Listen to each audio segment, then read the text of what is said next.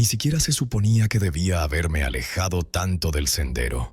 Me había equivocado de bifurcación al salir de Dry Creek Hollow, pensando que así podría acortar la caminata hasta el viejo molino. El sol ya se había ocultado tras la cresta, y el aire tenía ese silencio quieto y hueco que se respira en los bosques cuando contienen la respiración por la noche. Cada paso se sentía más fuerte de lo debido. El crujido de las hojas demasiado agudo, como si yo fuera lo único que se movía en kilómetros. El sendero se estrechó hasta convertirse en poco más que un sendero de caza, cubierto de enredaderas que tiraban de mis botas. Estaba a punto de dar la vuelta cuando vi la luz. Tenue al principio, solo un destello entre las ramas, cálida contra el azul creciente de la tarde. Pensé que quizá alguien estaba acampando. Pero al abrirme paso entre la maleza, los vi, 9 faroles colocados en un círculo perfecto en el claro que tenían delante. No eran de los que se cuelgan en un porche. Estos eran viejos, con cristales opacos y marcos de metal moteados por el óxido. Sus llamas ardían con firmeza, pero la luz oscilaba de forma extraña, proyectando sombras que parecían desplazarse más despacio de lo debido, como si se movieran en almíbar. Dentro del círculo había objetos dispersos que no pude ubicar. Huesos pequeños, dispuestos en espiral.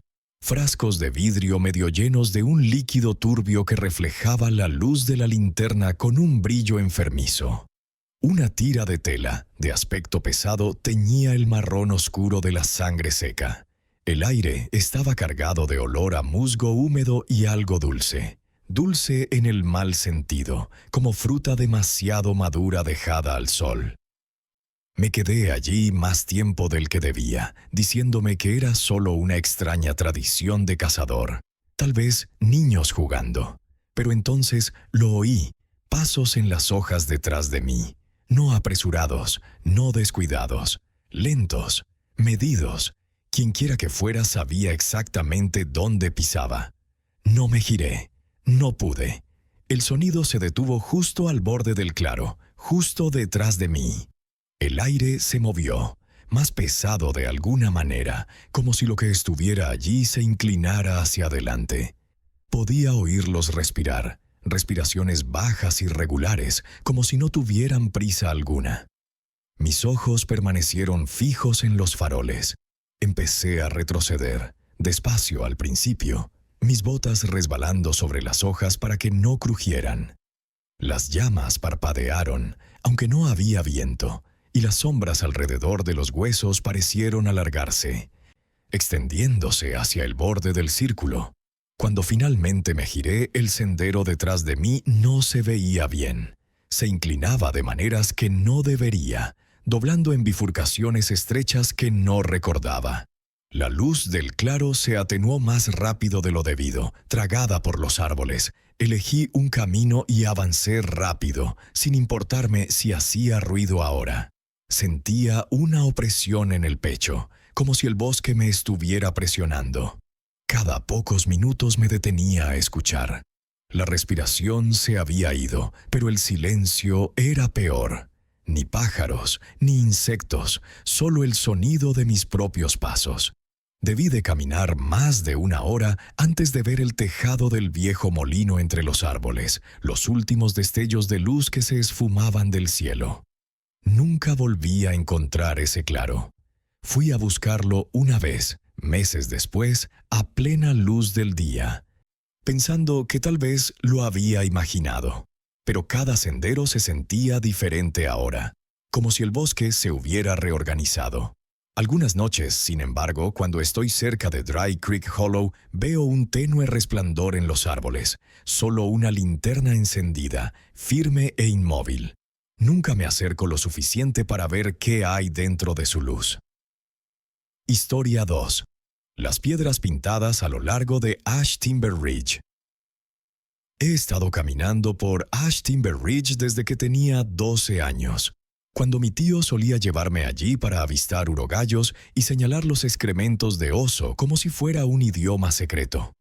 Es una cresta estrecha, una columna vertebral de esquisto y roble que contiene las tormentas a un lado y las tranquilas hondonadas al otro. Conozco las curvas cerradas, los lugares donde el sendero se desliza entre musgo y hojas. El enebro muerto que parece un anciano encorvado si lo ves de reojo. Así que cuando te digo que nunca había visto esas piedras antes, no es por olvido. Estaban esparcidas como migas de pan a lo largo del sendero, rocas planas del tamaño de platos, cada una pintada de un rojo intenso que el tiempo había vuelto marrón, cada una medio escondida bajo el mantillo de las hojas. Así que me tomó una segunda mirada para entender que estaban allí a propósito. La primera piedra que vi porque mi dedo del pie tocó su borde. Me agaché, quité con el pulgar una mancha de musgo y vi un símbolo debajo, limpio como un corte reciente.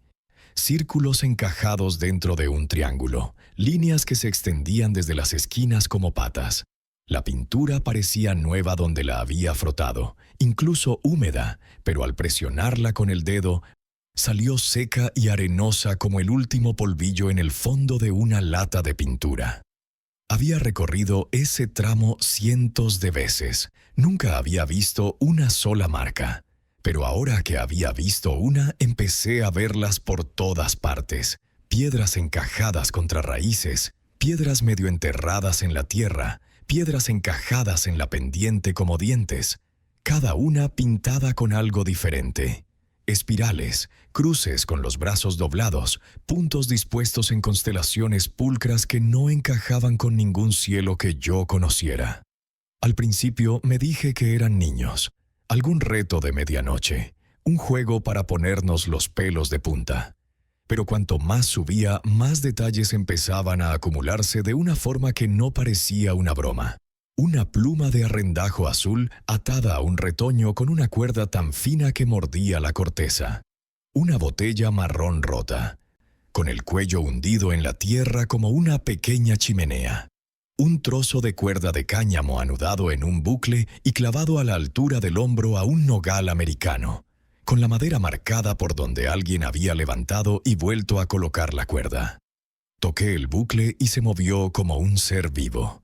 Solo que era solo la brisa, me dije, solo el viento de la cima que se deslizaba. Cuanto más alto subía, más silencioso se volvía el mundo, como si estuviera subiendo a una cúpula. El sonido de las hojas se apagó, el parloteo habitual de las ardillas desapareció. Incluso las moscas, que habían estado zumbando todo el tiempo gracias al calor que habíamos soportado durante semanas, parecieron disminuir hasta que solo mi respiración empujaba el aire. Las piedras me impulsaban hacia adelante. Ninguna estaba colocada uniformemente, sino siempre justo donde el instinto me decía que debía poner un pie. Intenté rodearlas una vez, solo para demostrarme a mí mismo que podía. Y mi bota resbaló en la pendiente y me agarré a un árbol joven con tanta fuerza que sentí un crujido en el hombro. Cuando miré hacia abajo, mi talón se había detenido contra otra roca pintada que no había visto, cuyo símbolo era un simple ojo abierto. Hay una falsa cima en Ash Timber donde a la gente le gusta parar a tomar fotos, una amplia losa de roca que se asoma hacia una vista del valle. Esperaba ver a alguien allí, quien quiera que hubiera hecho todo esto, o al menos señales de un campamento. Las frías piedras de una fogata, una lata aplastada, una huella. En cambio, la losa estaba desnuda, extrañamente desnuda, como si el viento y los años la hubieran lijado hasta convertirla en una mesa lisa. Puse la mano sobre ella y estaba cálida, casi caliente como el cuerpo, aunque el aire se había enfriado. En el centro, tan preciso como cualquier cosa que haya visto en una iglesia, había un símbolo tallado a mano en la roca, un eco de los triángulos y círculos del camino. Solo que este no estaba pintado. Sus surcos estaban llenos de ceniza. Arrodillado allí, sentí cómo te sientes cuando te das cuenta de que han pronunciado tu nombre en una habitación en la que creías estar solo. La ceniza no estaba esparcida, era lisa, apisonada, como si alguien la hubiera aplastado con la palma de la mano. Huellas la recorrían, pies descalzos, pequeños, demasiado pequeños para mí, pero lo suficientemente grandes como para pertenecer a alguien mayor que un niño pequeño. Vinieron desde el otro lado de la losa y se detuvieron en seco frente a donde yo estaba agachado, con las puntas de los pies apuntándome, las cenizas más afiladas en las puntas como si se hubieran enterrado un poco, apuntalado. No sé cuánto tiempo miré esas huellas antes de que me empezaran a doler las rodillas. Levanté la vista, repentina y estúpida, queriendo atrapar a quien las había hecho agazapado en el rododendro, pero solo había la espesura de hojas y el espacio silencioso entre ellas. Me dije a mí mismo que me fuera, y mi cuerpo escuchó como si hubiera estado esperando permiso. Me puse de pie y retrocedí un paso, con cuidado de no manchar la ceniza, como si importara mantenerla intacta, como si mancharla cruzara una línea que no quería cruzar. Busqué las piedras pintadas para guiarme hacia abajo, y fue entonces cuando me di cuenta de que no corrían en la misma dirección al irse que al subir. En la subida habían aparecido cuando las necesitaba, pequeñas decisiones tomadas por mí por el color y la forma. Al bajar se escondieron. Veía uno a mis pies y luego me quedaba allí, girando, sin saber dónde estaba el siguiente. El sendero a mi alrededor se entrelazaba con senderos de ciervos, barrancos y algo parecido a un sendero peatonal. Pero no, el lazo de cuerda se mecía con un viento que no sentía.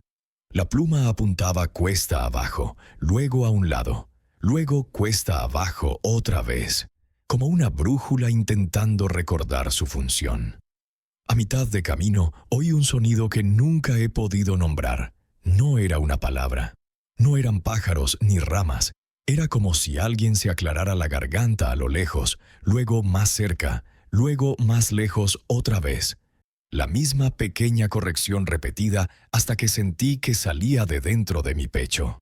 Me moví más rápido de lo debido, resbalé 2 veces, me golpeé las espinillas con un par de piedras que juro que no estaban allí esa mañana, y luego estaba en el camino de camiones, con el sudor helándose en cuanto el viento lo encontró.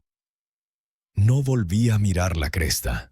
Caminé hasta el terreno del molino antes de permitirme volver a respirar como una persona. No planeaba volver.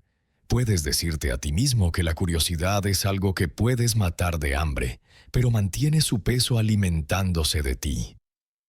La semana siguiente, caminando por el sendero circular corto detrás de mi casa con el perro, vi una roca apoyada contra una raíz medio enterrada en la tierra. La empujé con el dedo del pie y allí estaba. Roja se volvió marrón. Un pequeño triángulo con un punto en cada esquina, limpia bajo el musgo como un secreto esperando una pregunta. Me dije a mí mismo que era una coincidencia. Al día siguiente había 2. Para el viernes había una fila de ellos saliendo del sendero circular hacia los árboles donde nadie caminaba, al menos nadie que yo conociera. El perro se negó de esa manera. Plantó sus pies y miró fijamente el espacio entre los troncos de haya, como si fuera una puerta que alguien estuviera a punto de abrir. No dormí mucho después de eso. Las imágenes no se van. El fresno aplastado por una mano cuidadosa, los pies descalzos deteniéndose donde me arrodillé, el lazo de cuerda marcando el nogal. Empecé a dejar la luz del porche encendida, aunque odio lo que le hace a la noche. Cómo convierte el jardín en una isla y hace que el bosque parezca más cercano de lo que está. Una vez, alrededor de las 2 de la mañana, vi una silueta al final de donde se apaga la luz. Era pequeña, no tan pequeña como un niño, sino delgada, y pareció inclinar la cabeza lo justo para hacerme saber que podía oírme pensar. Fui a la puerta y la encontré ya cerrada, aunque no recordaba haber echado el cerrojo. A la gente de por aquí no le gusta que le pregunten sobre cosas viejas, y Ash Timber Ridge cuenta como vieja. Si preguntas en la tienda de piensos, te pondrán la típica sonrisa que ponen los hombres cuando no van a ayudarte. Un veterano me contó que allí arriba había un campamento maderero que invernaba, y que una familia perdió a un niño en una nevada tardía, y que después de enterrar lo que encontraron, empezaron a dejar señales para que los demás no se alejaran. Otro dijo que la pintura no era pintura en absoluto, solo arcilla, sangre y algo que crece bajo las repisas rocosas, y que si te toca la piel llevas el rastro contigo, quieras o no.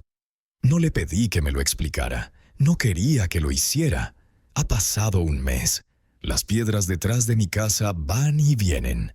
Algunos días no hay ninguna. Otros días hay una, colocada donde mi talón la atrapará si no miro. La paso por encima y sigo caminando. Ya no las toco. El lazo de cuerda en la cresta aparece en mis sueños, colgando justo en mi hombro, crujiendo un poco aunque no hay viento. Al despertar, la casa está demasiado silenciosa, como la cima de un bosque de fresnos. Y me quedo allí tumbada, atenta a ese primer sonido, un carraspeo a kilómetros de distancia, y luego justo al lado de la cama. En las buenas noches no lo oigo. En las malas sí. Y por la mañana hay tierra en el porche que antes no estaba. Una pulcra media luna, donde algo pequeño y desnudo giró sobre sus talones y se detuvo justo antes de entrar. Historia 3. La reunión silenciosa junto a Hollow Fork Creek. El arroyo Hollow Fork no es mucho más que una cinta negra en verano, serpenteando entre laureles y cicutas con ese olor frío a hierro que se te mete en la garganta. Fui allí porque llevaba un tiempo con demasiada gente, demasiadas voces, demasiado zumbido de neón de la carretera. El arroyo es un lugar donde la frontera del mundo se estrecha. Caminé hasta tarde, pasando el viejo espolón de la tala y atravesando el bosque de abedules, hasta que el sonido del agua se apagó en un silencio constante. Instalé mi pequeño cochecito en un pequeño banco de arena entre raíces. Encendí una fogata no más grande que un plato y dejé que el crepúsculo apagara el color de las colinas. Para cuando amontoné las brasas, el bosque ya se había subido la cremallera, y el único movimiento que quedaba era el lento desvanecimiento de la niebla del agua. Desperté con un sonido que mi mente dormida intentó llamar lluvia. No lo era. Tenía forma humana, suaves salpicaduras repetidas que caían siempre de la misma manera. No frenético, no tropezando. Paso, pausa, paso. El tipo de sonido que se obtiene cuando alguien camina a propósito por la misma profundidad del agua. La noche era tan fría que podía ver mi aliento cuando abrí la cremallera. La luna estaba baja y en forma de hoz sobre la cresta lejana, y el arroyo la atrapó en pedazos, dejando un camino de luz fragmentada. Fue entonces cuando los vi, figuras de pie en medio del río hasta los tobillos. Una docena según mi rápido conteo, cada una sosteniendo una rama desprovista de hojas con cintas de tela atadas a las puntas. Miraban río arriba, todos ellos, como si estuvieran esperando que llegara algo en la corriente que aún no había llegado. Sus rostros se vieron mal desde el principio, pálidos de una manera que no pertenecía a la gente del bosque. No brillaban. Solo estaban desprovistos de todo menos de la forma del hueso y la parte plana de la mejilla. Sin sombreros, sin mochilas, sin botas de pesca. Su ropa parecía elegida por su monotonía. Oscura, sencilla, nada que pudiera evocar un recuerdo. Las tiras de tela de las ramas se movían con el empuje del agua y cada balanceo parecía aterrizar al mismo tiempo, como si algo río abajo las tirara con un lento metrónomo que no podía oír. Recuerdo haber pensado que si parpadeaba y volvía a mirar, se convertiría en troncos muertos atrapados en la orilla. Pero las ramas estaban en las manos, y las manos eran firmes, y fuera lo que fuese, tenía peso. Uno se dice a sí mismo lo que necesita en lugares donde la ayuda no llega antes del amanecer. Me dije que era un grupo de la iglesia del pueblo, algún bautismo de medianoche o un ensayo de avivamiento de verano, excepto que nadie habló. Ni un himno, ni una oración en voz baja, y la forma en que estaban de pie, demasiado erguidos, demasiado cuadrados con respecto a un punto río arriba que no era una curva, ni una roca, ni nada que pudiera identificar, me provocó una ligera presión detrás de los ojos. Empecé a ponerme las botas, no para dejarlo, sino para tener la opción. La cremallera de la tienda se enganchó e hizo ese tipo de ruidito que a esa hora es más fuerte que un grito, un chillido metálico de insecto. Una cabeza giró, rápido, no río arriba, sino hacia mí. Me quedé quieto. Luego otra giró, más despacio. Y entonces sentí el cambio tras de mí, como la oscuridad cuando alguien la pisa. Había una figura en la orilla, tan cerca que la forma de la rama que sostenía cruzaba la luz de la luna y proyectaba una tenue sombra en mi manga. No los vi llegar. Simplemente estaban allí, como una silla en tu casa cuando entras en una habitación que creías haber dejado vacía. La rama que sostenían tenía tiras de tela atadas como las demás, pero estaban húmedas y había un olor, frío como el río, y algo dulce que había salido mal. No pude distinguir la cara. Lo poco de luz de luna que me quedaba se posó tras ellos, y solo se insinuaba su barbilla y las ojeras más oscuras donde deberían estar los ojos. Respiraban, lenta y pausadamente, esa clase de respiración que no llega a la garganta, solo a la nariz y al borde superior del pecho. El silencio del arroyo se convirtió en un rugido. He estado en antiguas fábricas donde los extractores de aire te tragan la voz incluso en un susurro, y era así. Un sonido con una densidad, como si las palabras se fueran a hundir antes de salir de mi boca.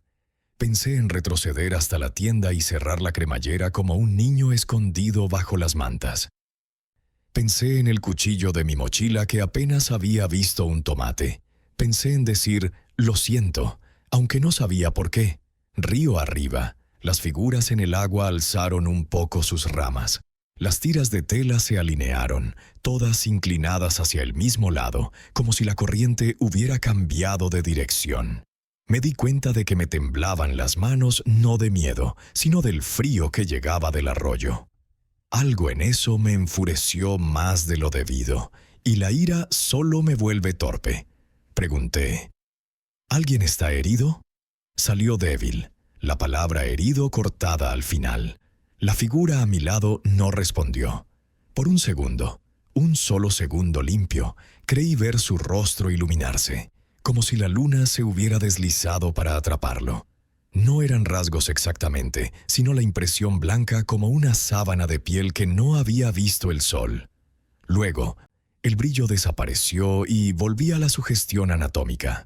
Volví a coger mis botas y logré ponérmelas sin los cordones, solo golpeándolas con el talón hasta que sentí el frío húmedo empaparme los calcetines. Me puse de pie, despacio, manteniendo las manos donde la figura pudiera verlas, y avancé con cuidado un pie hacia el tramo de grava de la orilla que conducía a los árboles. La rama se elevó y bajó, sin bloquearme, sin despejar el camino. Fue como si me estuvieran tomando medidas. El punto río arriba que atraía toda su atención empezó a significar algo. Me di cuenta de que estaba parado en el ángulo exacto donde, si alguien bajaba por esa corriente, estaría en la fila con la última persona en verlo. Me trajo una serie de pequeñas y desagradables imágenes a la cabeza. Un saco, un bulto de ropa que necesitaba ser recogido. El oscuro mechón de cabello moviéndose en sentido contrario con la corriente. Si era eso, pensé, ¿por qué las tiras de tela? ¿Por qué el silencio? ¿Por qué la forma en que las ramas subían y bajaban al unísono? El grupo en el arroyo dio un paso, juntos, un paso más profundo. El agua les subía hasta las pantorrillas y tiraba. No se apoyaban en nada, en perfecto equilibrio. La figura a mi lado no se movió. Intenté convencerme de que podía ser útil a distancia. Retrocedí hacia los árboles, con cuidado de dónde ponía los pies. La inclinación de los troncos absorbió la luna y la dobló hasta que solo quedó el rayo de luz del arroyo.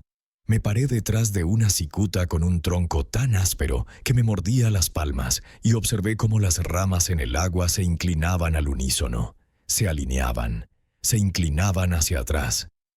Los minutos pasaban como alfileres clavados en la piel, pequeños, precisos, todos en línea. No sé cuándo perdí el hilo, solo que llegó un punto en que el rugido del arroyo se apaciguó, no porque se aquietara, sino porque algo dentro de mí cedió. Cuando miré hacia atrás, el agua estaba vacía, sin figuras, sin ramas. La superficie solo lucía el encaje desordenado de su propio movimiento, y la luna había subido un nivel como si le hubieran dado permiso. Salí de entre los árboles hacia donde estaba mi tienda abierta. La solapa colgaba floja. La cremallera estaba bajada hasta los últimos dientes y se abrió como una boca antes de una palabra. Mi mochila estaba de lado, pero no se había derramado nada. El cuchillo seguía donde lo había dejado, inútil, reflejando una brizna de cielo. El único cambio era la humedad en el aire dentro de la tienda y un olor a piedras de río puestas en una estufa. Pasé los dedos por la cremallera y sentí arenilla donde no debía haberla, como si alguien hubiera llevado un puñado de fondo de arroyo y lo hubiera dejado filtrarse entre sus puños. Eso fue todo lo que pude registrar. Levanté el campamento con la velocidad que difumina los pasos y salí a la luz tenue antes del amanecer. El mundo gris como un moretón, los pájaros discutiendo sobre nada como si nada hubiera pasado. He vuelto a Hollowford Creek 2 veces desde entonces. No puedes vivir aquí y dejar que un lugar te posea sin volver a revisar la línea. A la luz del día es el viejo amigo de siempre. Musgo como terciopelo sobre las piedras, pececillos volando como flechas sobre la arena. Las orillas intentando recuperar lo que las inundaciones se llevan. Pero cuando acampo cerca de agua corriente, me despierto a medianoche, quiera o no. Me quedo ahí tumbado, escuchando el paso, pausa, paso que no es lluvia. Aguanto la respiración y espero el momento en que el arroyo se trague lo que sea que estuviera pensando. Algunas noches no oigo nada más que el honesto torrente de agua y me siento tonto hasta la mañana. Otras noches hay un olor a hierro frío y podredumbre dulce que no estaba al anochecer, y la tienda se siente un poco húmeda en las costuras, y una fina línea de arenilla aparece en los dientes de la cremallera como un mensaje escrito donde no se puede leer. Me digo a mí mismo que no es nada. Me digo a mí mismo que es solo el arroyo, trabajando, recordando sus viejos caminos. Entonces me sorprendo a mí mismo de pie en la orilla, mirando río arriba, y me doy cuenta de que he estado agarrando una rama muerta durante más tiempo del que pretendía. Historia 4. El túmulo funerario sobre Briar Hollow solo subí porque pensé que podría hacer algo decente por una vez. Tomar algunas fotos nítidas de los viejos lugares alrededor de Briar Hollow antes de que desaparecieran bajo el sendero para vehículos todoterreno de alguien o una nueva señal de intrusión. El montículo no era difícil de encontrar si sabías por dónde cruzaron los ciervos el corte de luz y dónde el arroyo serpenteaba alrededor del sicómoro con la cicatriz del rayo. La gente decía que era un entierro nativo, y tal vez eso debería haber bastado para dejarlo en paz. Pero nada en su forma se parecía a nada que hubiera visto en los libros. Era demasiado perfecto, una parte trasera redondeada del tamaño de una cabaña pequeña, con raíces aferrándose a ella como una mano medio enterrada, con los nudillos asomando a través de la tierra. Me quedé de pie en el borde del claro y dejé que el bosque se asentara a mi alrededor. A lo lejos, una motosierra zumbaba y luego se detenía. Y después de eso, el único sonido era el leve movimiento de las hojas con el sol.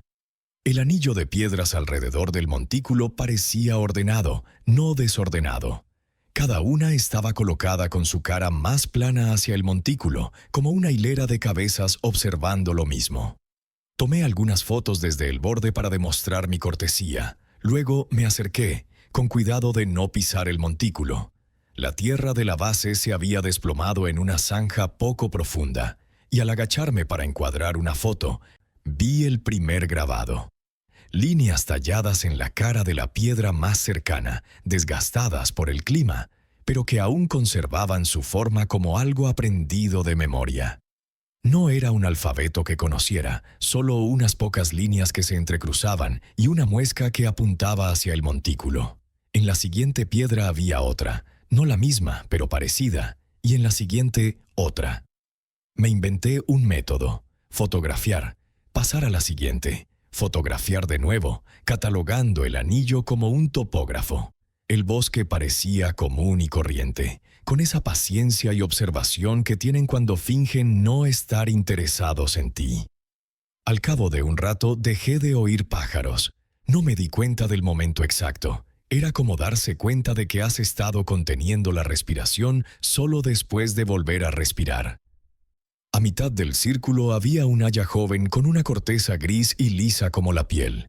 El símbolo de la piedra más cercana era más afilado que la mayoría, los cortes más profundos. Sobre él, a la altura del hombro, las mismas líneas habían sido grabadas en la corteza, frescas. Las virutas donde la hoja había mordido aún se curvaban húmedas en los bordes. Las toqué con los dedos y me quedé con una mancha pegajosa como de savia, solo que no tenía ningún olor dulce, solo el aroma limpio y frío de algo que se había abierto.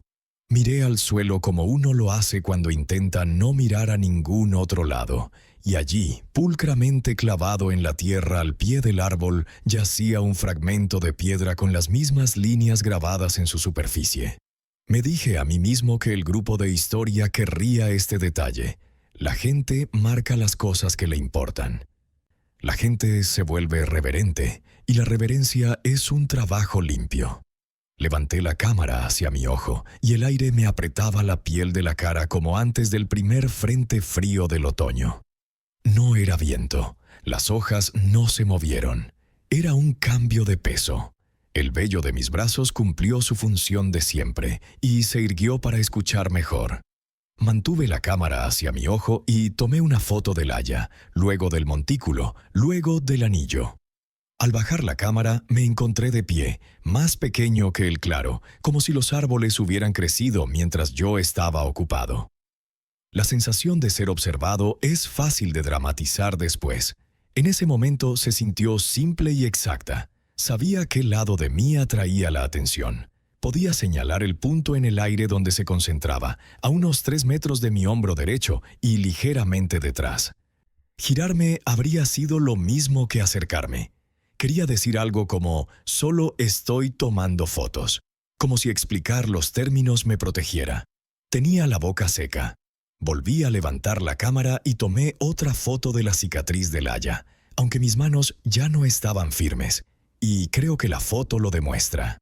El sol había cambiado de posición, así que el montículo lucía una capa más oscura, y en esa sombra las raíces parecían más dedos que nunca. Retrocedí por donde había venido, con pasos limpios, sin correr, sin romper la línea del círculo.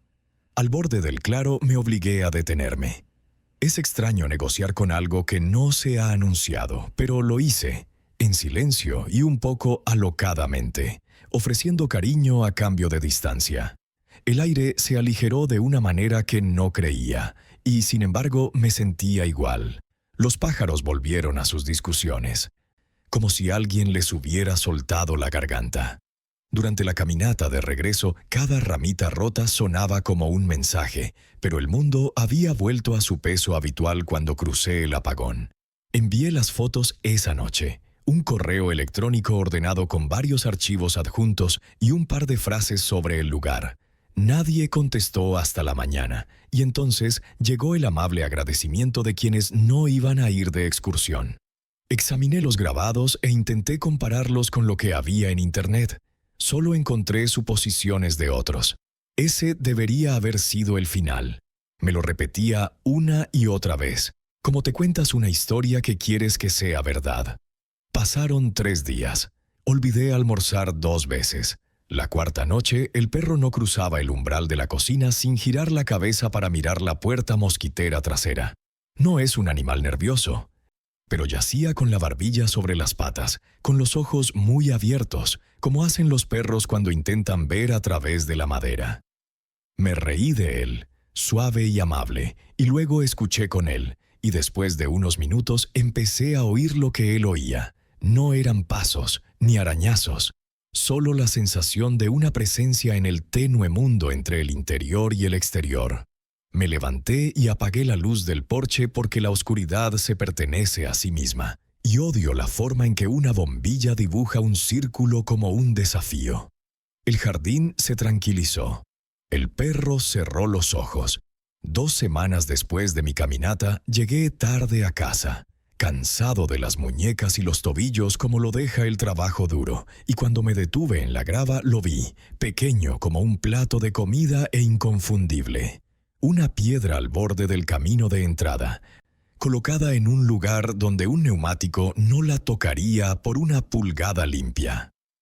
Era plano y ligeramente cóncavo por años de intemperie, su pálida cara vuelta hacia el cielo. El símbolo tallado allí era más profundo que cualquiera que hubiera visto en la cresta. Las líneas corrían más limpias. La muesca apuntaba a la casa. Dejé la camioneta encendida con las luces delanteras demasiado tiempo, como si la luz pudiera explicar o borrar. El perro se sentó, con las orejas hacia adelante, y no ladró. No lo metí adentro. No lo toqué más que con la punta de mi bota, deslizándolo unos centímetros a la izquierda para ver si tenía peso o si patinaría como algo que se detuviera en ese segundo. Se movía como se mueven las rocas, con gravedad y un poco de terquedad. Encontré mi vieja pala de nieve.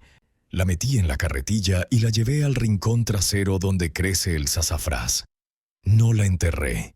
La puse boca abajo como un libro cerrado. Entré y cerré la puerta con llave contra el sinsentido de las cerraduras. A la mañana siguiente volvió a estar en la entrada, cubierta con un leve rastro de grava, como si nunca la hubieran movido. No escribí al grupo de historia. No se lo dije a nadie. Puedes asustar a la gente con la frase equivocada, y la piedra caminó es una de ellas. Durante 2 noches dormí a trompicones, atento al ligero chirrido que me indicaría a dónde iba al moverse. Pero la casa simplemente respiraba a mi alrededor, la madera vieja hinchándose y desprendiéndose. La tercera noche, soñé con el montículo con su mano arraigada y con el círculo de piedras contando el tiempo en un lenguaje que era todo ángulos y paciencia.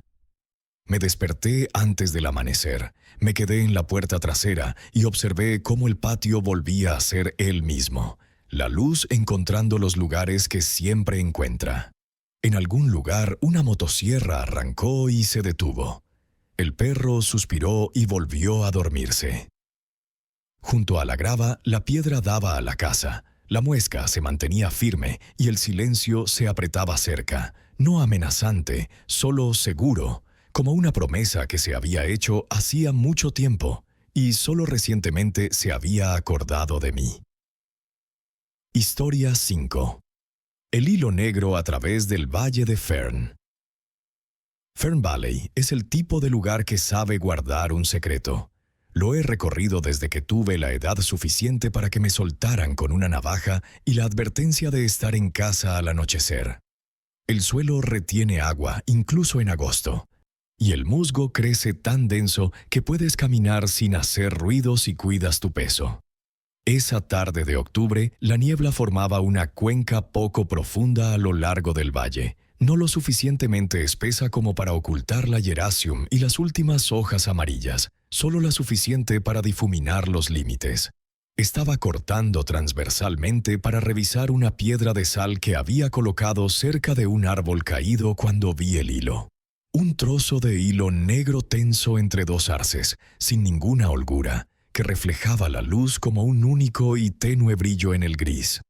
Al principio pensé que era una telaraña, pero no producía ese mismo temblor fantasmal con el movimiento del aire. De cerca parecía algo entre sedal y algo vivo, fino, pero con una curvatura, una fibra que se reflejaba en la luz como un cabello.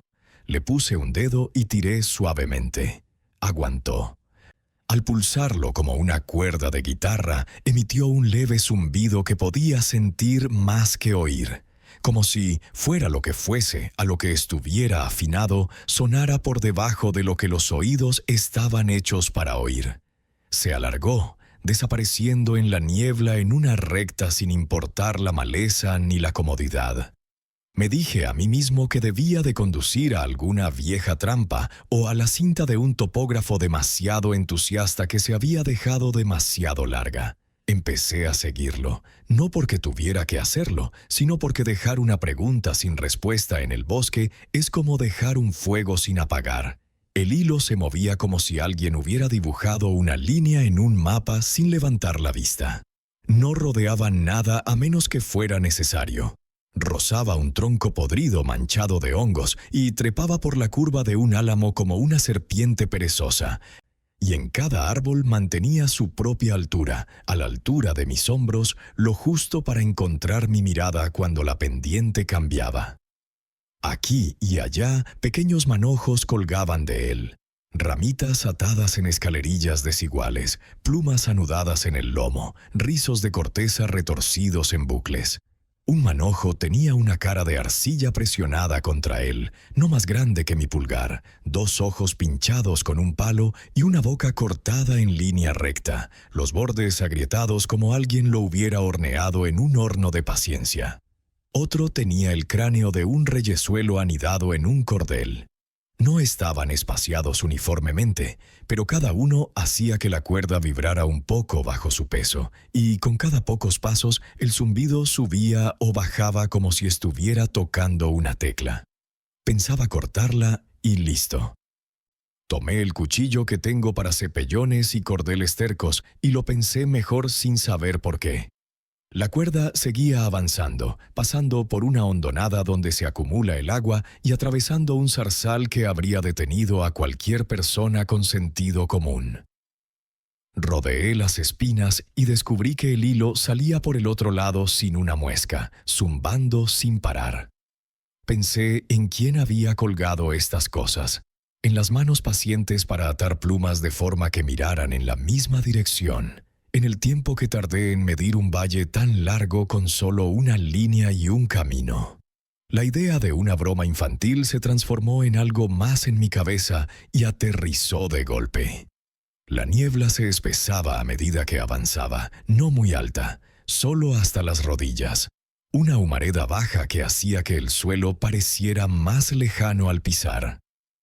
El zumbido de la línea se instaló en mí como un largo viaje en coche se instala en los huesos, de modo que al detenerme seguía sintiendo movimiento. Empecé a observar los árboles a mi alrededor en busca de una segunda o tercera línea, de una red de aquello, una red lo suficientemente grande como para atrapar un pedazo entero del mundo, pero solo había una. En el silencio oí agua que no reconocí. Un goteo lento de hoja en hoja, paciente como un conteo. El hilo me condujo a un grupo de robles más viejos que los hombres del condado que bautizaban los caminos. El más grande llevaba el hilo como un cinturón. Dio 2 vueltas, un anillo oscuro contra la corteza, y luego se atravesó a sí mismo y se tensó formando un bucle que parecía más una ceremonia que una fuerza. Dentro de ese bucle había una estrecha abertura en el roble, el tipo de lugar donde la podredumbre empieza después de un rayo, solo que no era una herida muerta. La madera estaba arrugada pero viva, unida en una boca apretada, lo suficientemente grande como para que una persona se deslizara de lado si estuviera dispuesta a magullarse el hombro. Emanaba de ella un olor que no era de bosque. Húmedo y dulce como una fruta cuajada demasiado tiempo en el alféizar, de esas que huelen a la cocina de tu abuela hasta que ves las moscas. Me quedé lo suficientemente cerca como para sentir la fresca corriente de aire en las mejillas, y pensé en guaridas de serpientes y zarigüeyas y en todas las razones sensatas para mantenerme alejado. El hilo zumbaba bajo mis dedos. Lo sentía tibio, solo un poco, como la piel después de un sol que se pone. Me incliné, no para atravesarlo, solo para mirar. El espacio interior no era negro, no exactamente. Era del color del té dejado en un porche hasta que el hielo se adelgaza. No vi nada moverse. Me dije que daría la vuelta. Recorrería el hilo de vuelta, encontraría su punto de partida y lo cortaría allí. Fue entonces cuando lo sentí. Un leve tirón en el hilo desde algún lugar del valle, a mis espaldas. Un movimiento que no pertenecía al viento ni a ningún animal. Era un tirón recto y seguro, el tipo de tirón que sientes cuando alguien revisa un hilo que llevas en la mano desde el muelle más alejado. Los fardos que colgaban por el camino respondieron un momento después, meciéndose uno tras otro como un campo bajo una mano. Me giré, esperando ver una silueta en la niebla. Una persona pequeña a lo lejos. Un ciervo con una rama enganchada en su cornamenta. Cualquier cosa con nombre. El valle estaba vacío. La niebla solo me mostró las formas que ya conocía. El balanceo no se detuvo cuando lo hizo el tirón. Continuó como si lo que lo había tocado hubiera seguido adelante, como si el movimiento hubiera encontrado su propia razón para continuar. Dejé que el hilo se deslizara de mis dedos y tarareó como lo hace una voz después de terminar de cantar, la última nota que sostiene una habitación. Hubo un momento en que la idea de pasar por esa abertura para ver cómo el lazo se apretaría a mi alrededor se sintió tan simple como bajar de un porche. Estaba pensando en mi padre diciéndome que no caminara debajo de una escalera porque le enseña a la escalera una forma en la que encajarás más tarde. Di un paso atrás. El olor de la abertura en el árbol creció, dulce y luego agrio. Como si algo detrás de la corteza hubiera tomado aire y hubiera decidido no hacerlo otra vez. Seguí la línea de regreso porque no había nada más que hacer. Porque los bosques, llenos como están de historias, todavía se reducen a pie izquierdo, pie derecho. Los bultos a lo largo del camino seguían balanceándose, ahora más despacio, respondiendo a un movimiento que no podía identificar. Miré a la izquierda y a la derecha buscando una segunda línea, pero no vi ninguna. 2 veces creí oír a alguien caminando a mi lado. Un paso que me acompañaba y se detenía cuando yo me detenía, pero quizá fuera mi propia respiración, confundida por la niebla baja. Cuando la cuerda me llevó de vuelta al primer arce donde la había visto, extendí la mano y la tiré una vez más, un poco más fuerte. Soltó una nota profunda y suave que sentí en los dientes. Entonces la corté con el cuchillo, porque la parte de mí que viene de la gente que construye cercas exigía que algo se terminara. Cuando el hilo se partió, no se deshilachó. Cortó limpiamente. El extremo cortado se retiró un poco, como un ser vivo probando la retirada. Casi esperaba que la cuerda se aflojara y cayera. No lo hizo. Se sostuvo entre los árboles sin ninguna ayuda que yo pudiera ver, zumbando débil y constante, estirado hacia una nueva y firme verdad. La dejé allí y salí de Fern Valley con la niebla rozándome las rodillas, contándome la historia que contaría si alguien me preguntara. Niños, arte, una broma que casi me hace tropezar. Nadie preguntó. Nadie lo hace nunca cuando algo huele como si pudieras contarlo mal. Durante unos días soñé con el roble y desperté con el dulce agrio en la boca, como una fruta que se ha ido a beber. A la 4ª mañana había un hilo atado al poste de mi buzón, negro y apretado, con un pequeño lazo en la parte trasera donde la pintura está ampollada. Zumbido al pasar los camiones, aunque el aire estaba quieto. Lo corté y lo tiré a la basura. Volvió al mediodía, con lazo incluido, y una carita de arcilla colgaba de él, agrietada por los bordes, con la boca tallada en línea recta, como la de alguien que conoce un secreto y practica cómo guardarlo. Me dije que movería la caja al otro lado del patio cuando se descongelara la tierra. Esa noche, antes de dormir, creí oír los bultos del valle balancearse para concordar con algo lejano. A la mañana siguiente, el cuchillo que había usado estaba limpio y seco, y de alguna manera pegajoso, como la savia. Y el hilo del buzón zumbaba con una nota que sentí en los dientes, incluso después de alejarme de él. Historia 6. Los montones de huesos de Whispering Gap. Lo llaman paso susurrante, porque incluso en un día tranquilo, el viento atraviesa ese paso bajo como una aguja a través de la tela, llevándose el aliento de alguien junto con el tuyo. Todos los niños de nuestro valle crecen escuchando que no se debe caminar por él al anochecer, igual que no se debe nadar en la cantera de noche ni quemar leña verde en una estufa. Me dije que iba allí para hacer ejercicio y quitarme la semana de encima. La verdad es que quería mirar de frente aquello que la gente solo señala con la barbilla. Era tarde cuando empecé a subir, el cielo del color del agua de fregar, las crestas a ambos lados empujando el sol hacia abajo más rápido de lo necesario. Los robles dieron paso al laurel y luego a la maleza que sobrevive donde el viento frota la tierra hasta dejarla en carne viva.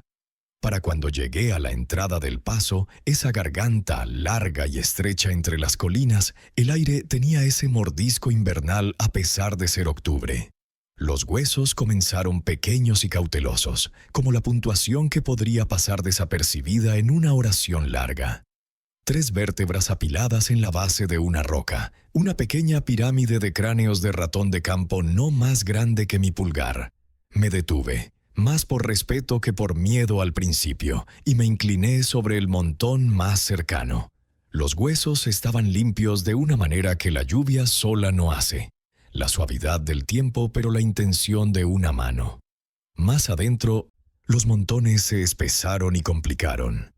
Alas de codorniz secas a pálidos abanicos que aún conocían el arco de un cuerpo. Pequeñas costillas escalonadas en cruces, mandíbulas colocadas una al lado de la otra para formar un óvalo como el contorno de una cara pequeña. Nada grande, ni ciervos, ni perros. Cosas que un zorro podría atrapar, cosas que una trampa tomaría sin un golpe. La misma agujero susurrante se sentía como estar en el aliento de un gigante. El viento no aullaba ni empujaba, se filtraba, con la suficiente firmeza como para hacer temblar la hierba en una dirección mientras mi chaqueta se extendía en otra. En esa corriente de aire se oía un sonido que no era exactamente un sonido, como se siente en una iglesia llena de gente cuando el himnario está colgado y aún no se ha escuchado la voz de nadie. Podrías decirte a ti mismo que solo es turbulencia enredada en laurel. Podrías decirte cualquier cosa si intentas seguir caminando. Lo hice y coloqué mis botas con cuidado para no romper ninguna pila de piedras porque, sea lo que sea, me criaron para no dispersar lo que alguien dispuso a propósito. La roca plana se encontraba justo en el centro del paso, a la altura de mis hombros, el tipo de losa sobre la que los chicos se pararían para desafiarse al mediodía. Había huesos sobre ella en una forma que mi cabeza reconoció antes que mi boca. Una persona, tosca y exacta a la vez, firmada en blanco. Huesos de brazos por brazos, fémures iguales por piernas más cortas de lo que deberían haber sido, una hilera de dientes por una sonrisa que parecía tallada en una calabaza demasiado pronto en la temporada. La calavera en la cima no era una calavera en absoluto, sino un círculo de pequeñas articulaciones, vértebras encajadas en un bucle y 2 clavos doblados por ojos. Pensé en santuarios y cruces de caminos, y en cómo la gente marca dónde algo toma y dónde algo cede. El viento me recorrió el cuello y se coló por debajo del cuello como si supiera exactamente cómo estaba abotonada la camisa. Me agaché por costumbre, como un hombre de campo sin el suficiente sentido común, para ver si los clavos habían sido clavados o solo colocados. De cerca podía oler los huesos. No a podredumbre, nunca eso, sino a tiza y polvo, tan seco que me atormentaba la garganta. Un clavo no tenía óxido en la punta, solo una boca brillante donde había sido arrancado con un par de alicates recientemente. Tuve ese pensamiento, claro, como un vaso de agua, y cuando levanté la cabeza me di cuenta de que el viento había cambiado de dirección sin mover la hierba. Los montones a mi alrededor habían cambiado con él. Donde antes había 3 vértebras, ahora había 4.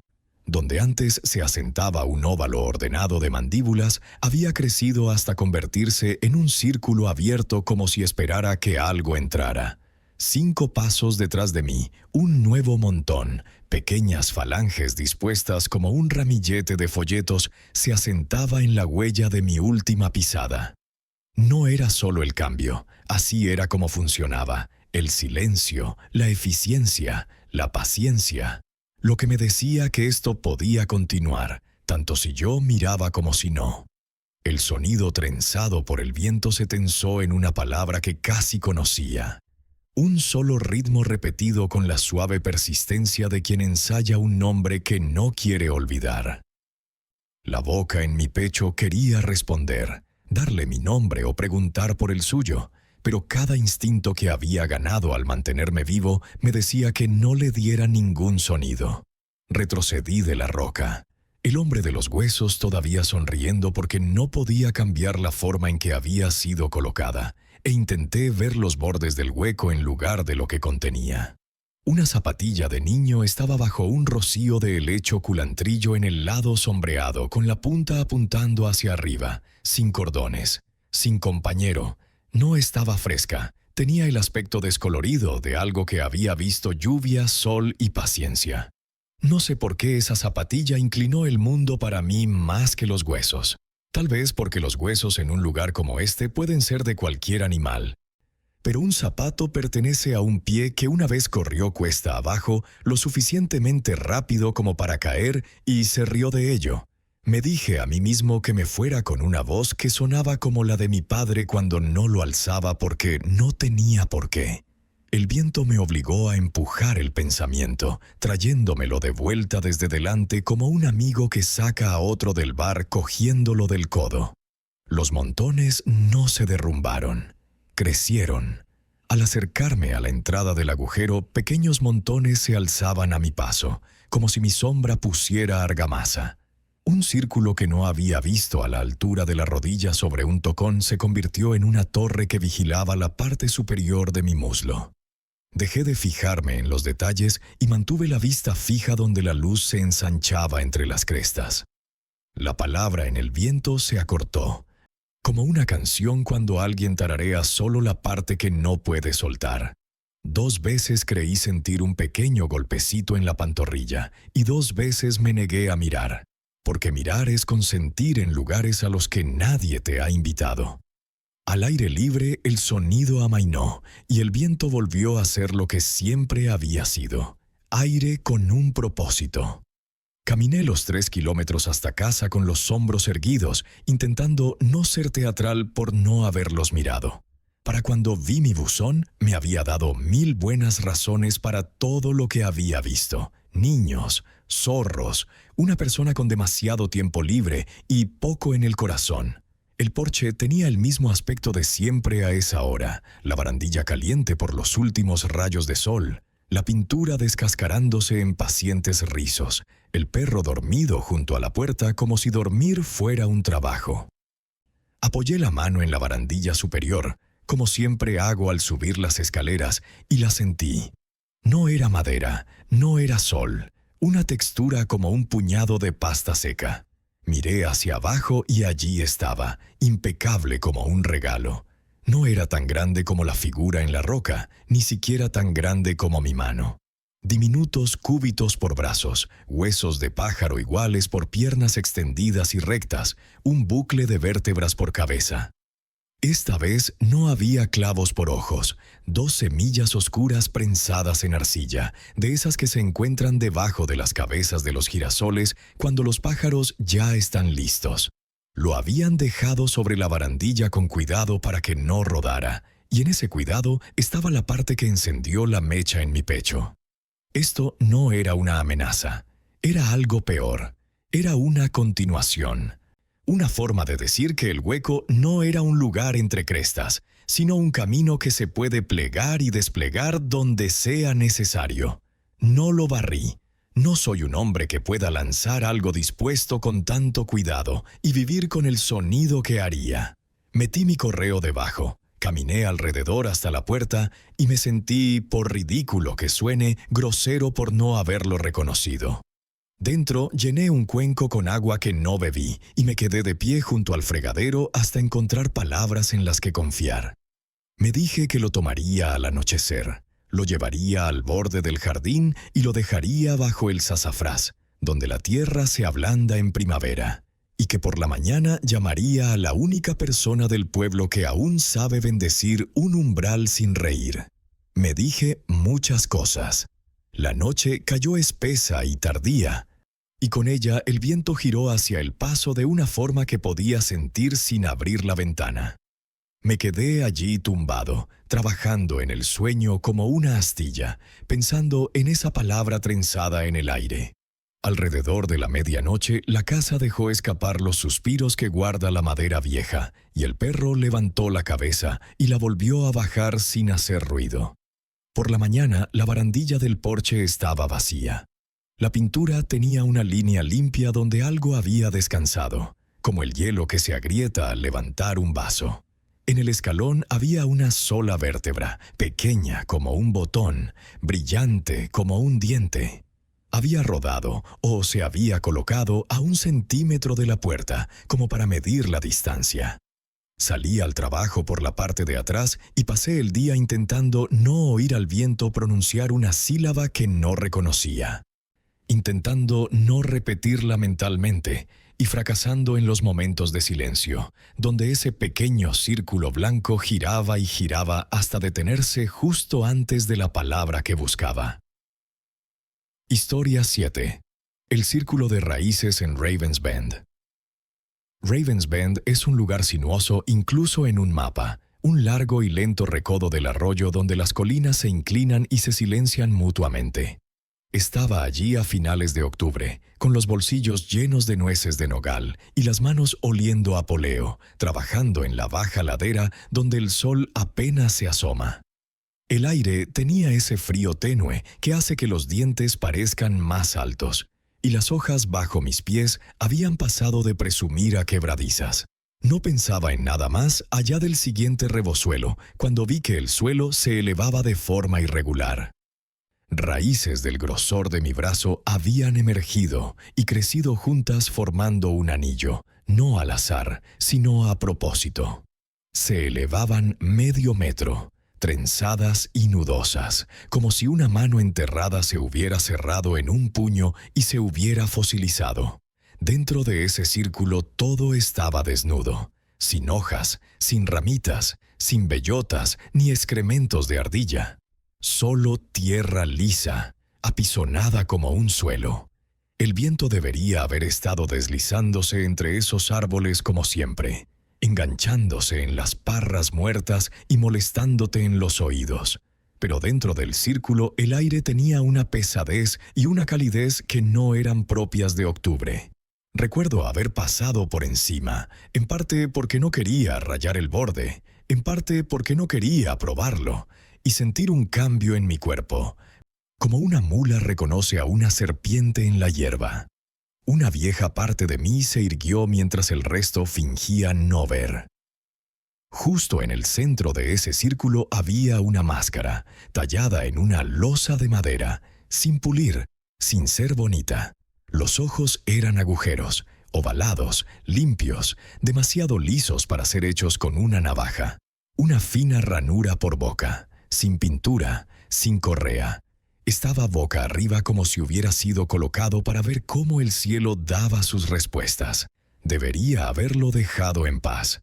Hay un montón de reglas sencillas que te enseñan sin que nadie te las diga, y no recojas lo que no has dejado. Debería ser la primera. Pero el aire dentro de ese anillo hizo que mis manos olvidaran las reglas. Era cálido como el interior de un establo después de que los animales se hayan ido y hayan dejado su calor en las tablas.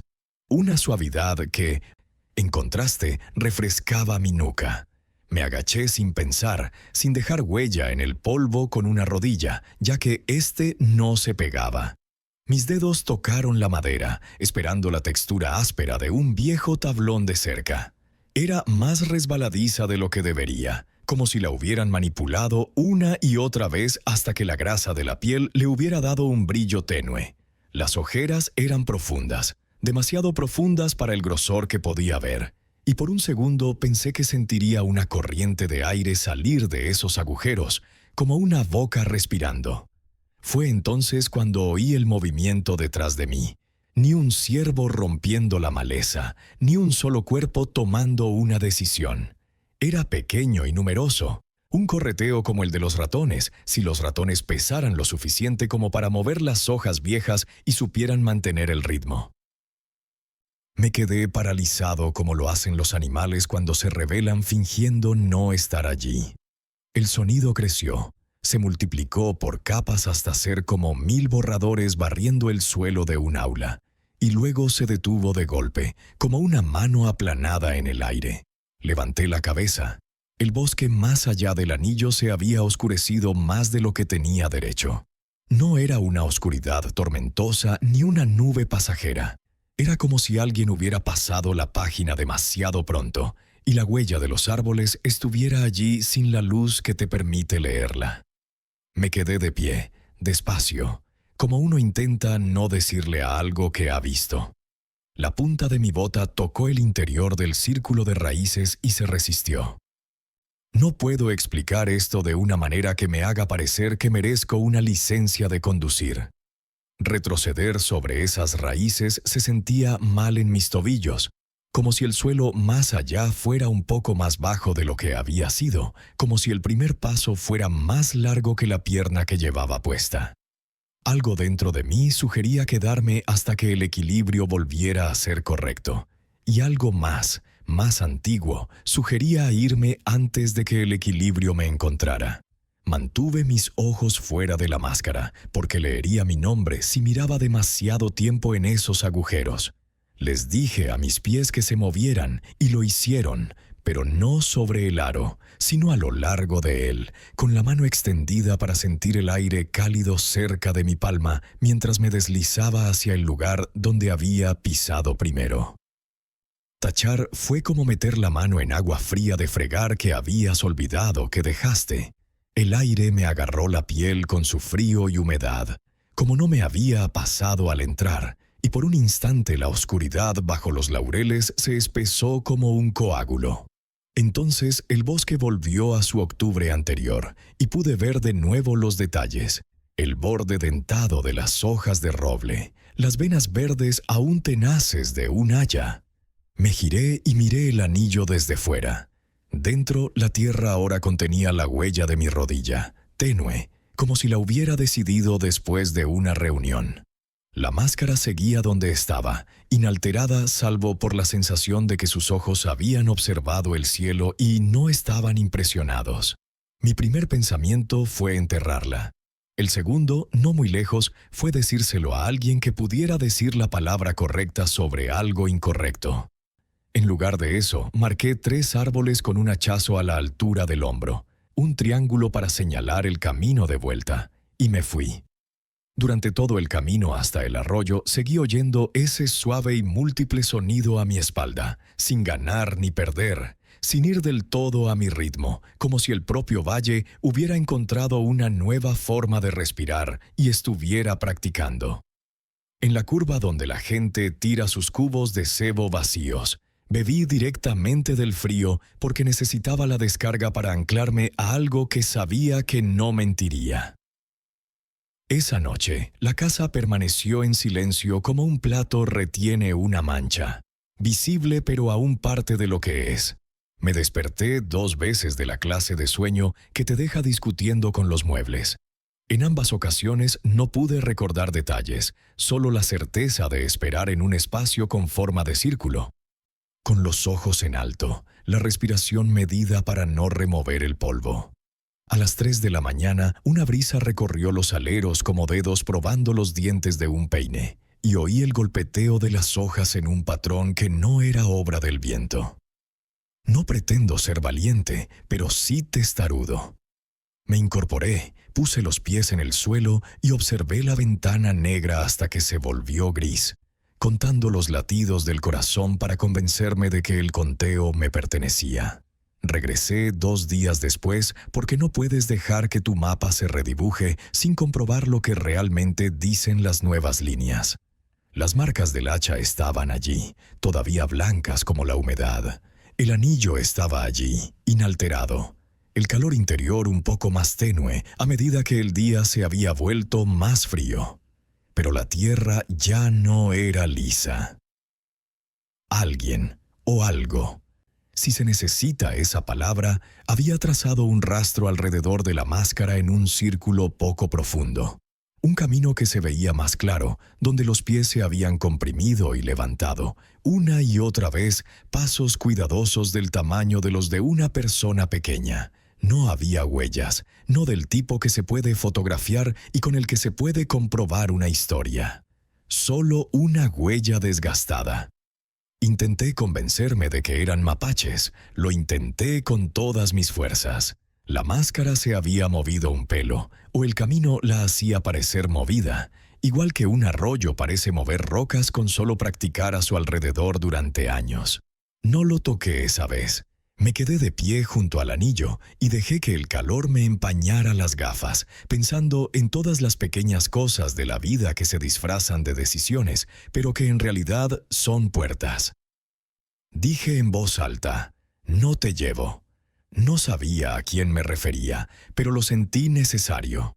El suave sonido llegó entonces, no detrás de mí esta vez, sino bajo tierra, como si lo que se escabullía estuviera aprendiendo el mapa de mis plantas. La luz se inclinó y me di cuenta de que era porque me había inclinado sin querer, como si la gravedad tuviera una conversación privada con mi equilibrio. Salí más rápido de lo que llegué. Intenté que no pareciera que corría, pero fracasé. 2 semanas después, me desperté de pie junto a mi cama, con una mano ahuecada como si llevara algo delicado que no quería derramar. No había nada dentro.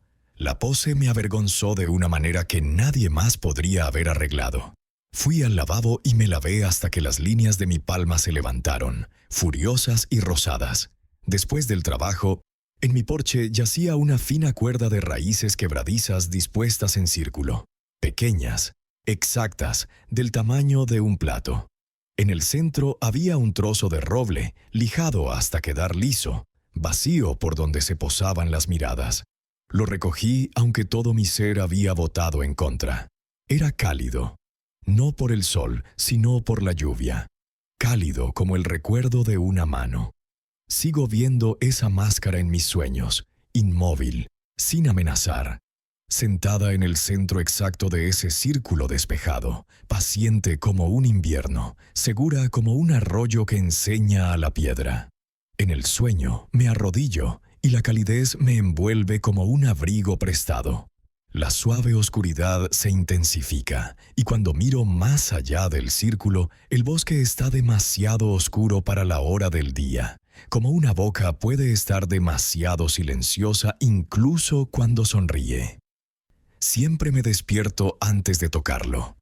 Cada mañana salgo a revisar el porche y cada mañana hay un anillo sin polvo donde ese círculo de raíces yacía la primera vez, como la marca que deja una taza, como si algo me recordara que salir es más difícil que entrar y que la paciencia, más que el hambre, es lo que hace que algo espere. Historia 8. Los tarros de velas de Wolf Pine Bluff. El acantilado. Wolf Pine no se encuentra en ningún sendero señalizado que valga la pena mencionar. Es una estrecha columna de roca que domina un tramo de bosque tan denso y accidentado que la mayoría de la gente no se molestaría en cruzarlo ni siquiera de día. Salí tarde ese día, más tarde de lo debido, diciéndome que llegaría al acantilado antes del atardecer y regresaría con la luz justa para orientarme sin linterna. El aire tenía esa clase de quietud que hace que cualquier sonido, el roce de una bota, una ramita que se rompe, llegue más lejos de lo que uno desea. Subí la última cuesta y los vi antes de estar lo suficientemente cerca como para comprenderlos. 13 frascos de vidrio, transparentes pero empañados por el tiempo, se alineaban uniformemente a lo largo del borde del acantilado como centinelas. Cada uno contenía una vela negra, consumida hasta la mitad. La cera se endurecía en extrañas ondulaciones, como si se hubiera enfriado con una brisa inexistente. Las mechas estaban dobladas y oscuras, pero de ellas se elevaban tenues volutas de humo, demasiado delgadas para hacer calor y demasiado constantes para hacer viento. Dentro de cada frasco, junto a la vela, había algo pequeño, mechones de pelo enrollados como hilo de coser viejo, trozos de papel reblandecidos por los bordes, un botón deslustrado por la plata opaca, una cuenta rota. Estaban ordenados con el cuidado que significa algo para alguien, incluso si ese alguien no eres tú. Me incliné sobre un frasco para ver la escritura en el papel, pero las palabras se habían corrido hasta convertirse en una mancha. La tinta se había perdido en la cera de la vela. Fue entonces cuando lo oí. Un zumbido bajo, no del bosque, ni de mi propio pecho, sino de los propios frascos, como si cada uno captara y mantuviera la misma nota. El sonido me hizo olvidar el frío, hasta que sentí un cambio en el aire a mi espalda. Una sombra se deslizó por el suelo, rápida, limpia, desapareció antes de que mis ojos la captaran. Mi cabeza giró de golpe. El sendero estaba vacío, pero el espacio entre los árboles parecía más denso, como si algo se hubiera asomado a observar y luego hubiera retrocedido. Tragué saliva y cuando me giré para mirar nuevamente el acantilado, las velas estaban encendidas. Cada una. Las llamas eran firmes, no se apagaban con la brisa de la cresta y todas titilaban al unísono, doblándose de la misma manera, como si respondieran al mismo aliento. No recuerdo haber tomado la decisión de irme. Mi cuerpo simplemente lo hizo. Mis botas encontraron el sendero, mi vista se mantuvo al frente y mis oídos me dijeron que el zumbido se había vuelto más bajo, pero nunca se detuvo. No miré hacia atrás hasta que estuve a mitad de la pendiente, y para entonces el acantilado se perdió entre los árboles, como si se hubiera plegado. Esa noche me senté en el porche más tiempo del que pretendía, observando el jardín sin querer mirarlo. El viento en los pinos sonaba casi como el zumbido si dejaba que mi mente divagara. Me dije a mí mismo que no era nada, que mis nervios se habían adelantado a mi sentido común. Entré, cerré la puerta con llave e intenté no pensar en los frascos. A la noche siguiente, justo después del anochecer, salí a recoger el correo del día. Al pie de los escalones del porche había un solo frasco de cristal. La vela que contenía era negra, consumida hasta la mitad. Un tenue hilo de humo subía de la mecha, enroscándose en el aire fresco. Dentro, junto a la vela, había un trozo de papel doblado 2 veces. No lo abrí. No hacía falta. El frasco estaba caliente cuando lo recogí, y el zumbido que creí haber imaginado la noche anterior volvía a estar ahí, suave y constante, como una voz que contenía la primera palabra de algo que no estaba lista para decir. Historia 9. El círculo de cenizas en Elthorn Hollow. Elthorn Hollow no es un lugar que se encuentra por casualidad. El sendero que entra es apenas un sendero, solo una cicatriz deslavada a través del laurel que sube hasta que te queman las piernas y luego desciende sin previo aviso a una cuenca baja entre las crestas. Entré por un reto de un amigo que solo había oído historias, esperando no encontrar nada más que hojalata oxidada y los restos de viejas cabañas de leñadores. El aire allí abajo se sentía más pesado, como si el hueco se aferrara a una estación diferente a la que había dejado en la cresta. Entré en el claro y me detuve. En el centro había un círculo perfecto, de unos 9 metros de ancho, solo ceniza gris dentro. Ni una sola maleza, ni una sola rama dispersa. Más allá del límite, el bosque se alzaba imperturbable, musgo verde, hojarasca, el desorden habitual del bosque.